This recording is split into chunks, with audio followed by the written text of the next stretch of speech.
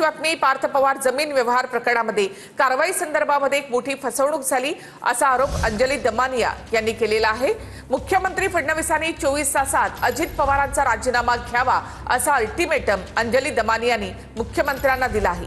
अजित पवारांच्या राजीनाम्यासाठी दिल्लीमध्ये अमित शहा यांना सुद्धा भेटणार असं दमानिया यांनी म्हटलं। शहांनी भेटीची वेळ न दिल्यास कार्यालयाच्या बाहेर थांबणार, अजितदादा राजीनामा देईपर्यंत लढत राहणार असा इशारा दमानिया यांनी दिलाय। फार मोठा फ्रॉड आहे की त्यांनी एलओआय खोटे पेपर देऊन एलओआय घेतला, तो खोटा एलओआय देऊन स्टॅम्प ड्युटी घेतली, ती खोटी स्टॅम्प ड्युटी दाखवून सेल डीड करून घेतलं आणि सेल डीड नंतर ताब्यापर्यंत हे गेलं होतं।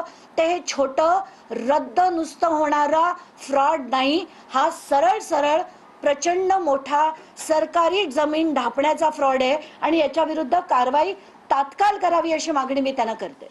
अजित पवार यांनी त्यांच्या उपमुख्यमंत्री पदावरनं आणि पालकमंत्री पदावरनं तात्काळ म्हणजे 24 तासात त्यांचा राजीनामा हा फडणवीसांनी ताबडतोब घ्यावा।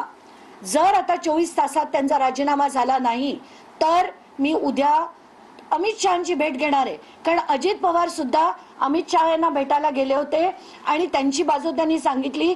तर खरी बाजू काय याचे सगळे पेपर घेऊन मी अमित शहांना त्यांच्या ऑफिसमध्ये आता ईमेल देखील पाठवलाय, त्यांची वेळ मागितली आहे। उद्या दिल्लीला जाऊन मी त्यांची भेट जर त्यांनी दिली नाही दिली तर त्यांच्या ऑफिसच्या बाहेर जाऊन बसणार आहे जोपर्यंत भेट मिळत नाही तोपर्यंत। अंजलीताई, मी पुन्हा एकदा तुम्हाला सांगते, माध्यमांसमोर तुम्ही आर्ग्युमेंट करण्यापेक्षा तुम्ही हे तुमच्याकडनं जे तुम्हाला वाटतात बक्कळ पुरावे आहेत हे घेऊन तुम्ही कोर्टामध्ये दाखल करू शकता। परंतु तुम्ही माननीय अजितदादांचा सातत्याने जो राजीनामा मागत आहात तर तो राजीनामा देण्याचं बंधन हे ना राज्य सरकारवर आहे ना माननीय अजितदादांवर आहे। देशाचे गृहमंत्री माननीय अमित शहा साहेबांची भेट घेणार आहात, निश्चित तुम्ही अमित साहेबांची शहा साहेबांची भेट लोकशाहीच्या माध्यमातून घेऊ शकता। आज त्यांची जी भाषा होती, दादा भाई यांनी केलेले घोटाळे, ही महाराष्ट्राला शोभणारी नाही। ज्या प्रकारची भाषा त्यांनी राजकीय नेत्यांच्या विरुद्ध आज वापरली ती योग्य नव्हती। माझी माध्यमांना विनंती आहे की पुढच्या वेळेला ज्या वेळेला त्या पत्रकार परिषदेसाठी आपल्याला बोलवतील त्यावेळेला त्यांना आपण जरूर विचारा की असं सिलेक्टिव्ह का त्या वागतात, पण केवळ भ्रष्टाचार अशा प्रकारचा भोंगा घेऊन राष्ट्रवादीच्या विरुद्ध त्या फिरत असतात। मी चुकीचा शब्द वापरला त्याबद्दल दिलगिरी व्यक्त करतो असं अजित पवारांनी म्हटलं। शिवराळ भाषेनंतर अजित पवारांकडनं आता दिलगिरी व्यक्त करण्यात आली आहे। अकोल्यामधील प्रचार सभेत अजित पवारांकडनं दिलगिरी व्यक्त करण्यात आली।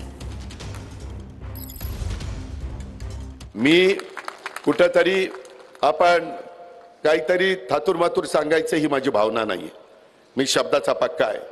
मी माझ्या भागामध्ये करून दाखवलं, त्यावेळेस अंबाजोगाईला येऊन सांगतोय की आपण पण तसं करा। बरेच पुढारी येतात सांगतात असं केलं पाहिजे तसं केलं पाहिजे आणि त्यांची शहरं एकदम घाण भिकार असतात, बकालपणा असतो। तिथं वेगवेगळ्या शहरात जर बकालपणा असेल, मी त्या दिवशी चुकीचा शब्द वापरला भिकार म्हणून, तो शब्द मी वापरायला नको होता, त्याबद्दल मी दिलगिरी व्यक्त करतो। परंतु बकालपणा, शहरामध्ये बकालपणा नसला पाहिजे। शहर कुठलंही असू द्या, सत्ताधारी महायुतीमधली लोक टोकाची भूमिका घेत आहेत। एक सांगतायत की माझ्याकडे पैसा आहे, तिजोरी आहे, दुसरा सांगतोय की तिजोरीचे मालक आम्ही आहोत। जे राज्यामध्ये मुख्यमंत्री आणि उपमुख्यमंत्र्यांमध्ये जी चुरस विशेषतः पुणे जिल्ह्यामध्ये तुम्हाला पाहायला मिळते, दोन दादांच्या वादामुळे लोकांमध्ये संभ्रम निर्माण होतो। हेच जर वक्तव्य जर विरोधी पक्षाच्या एका आमदारांनी केलं असतं तर लगेच निवडणूक आयोगाची नोटीस गेली असती। तिजोरीच्या चाव्या एकीकडे एक म्हणते तिजोरीच्या चाव्या माझ्याकडे, दुसरा म्हणतो मालक मी आहे। म्हणजे तिजोरी ही जनतेच्या पैशातली, ह्यांच्या काय घरचे बापदादाचे पैसे आणून हे काय देत नाहीत लोकांना। त्यामुळे मुळात ही मस्तवाल भाषा ह्यांची चुकीची आहे। तिजोरीचा मालक, तिजोरीच्या चाव्या हे संविधानाला अपेक्षित नाही। तुमच्या घरचे सातबारे विकून तुम्ही तुमच्या इथल्या ऊसा तांदूळाचे पैसे तुम्ही लोकांना देत नाहीत, हा लोकांच्या टॅक्सचा पैसा आहे, लोकांच्या घामातला पैसा आहे आणि तुम्ही त्या तिजोरीत ठेवलंच नाही। काही तिजोरी तशी पण मोकळी करून टाकली।